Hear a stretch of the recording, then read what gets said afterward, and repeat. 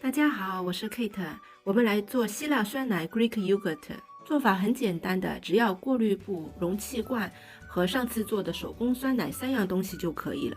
手工酸奶的做法可以看回我上一个视频。首先老样子，容器、过滤布都要提前消毒，然后擦干，直接把过滤布套在罐口上。如果你没有过滤布，家里有过滤纸也可以直接使用的。容器要用那种深一点的，因为下面呢留出空间可以隔乳清。然后把之前做的普通酸奶倒入这个罐中，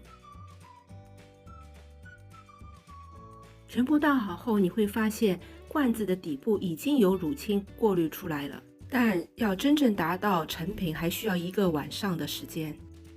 好了，放入冰箱冷藏1个晚上，让它自己过滤。乳清可以直接加蜂蜜喝的。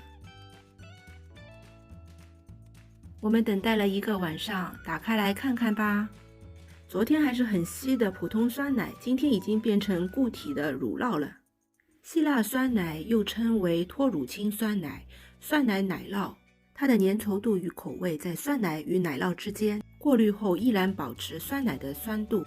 因为有个希腊酸奶品牌非常有名，久而久之，人们就把脱乳清酸奶叫成希腊酸奶了。请慢慢品尝吧，我们下次再见啦，拜拜。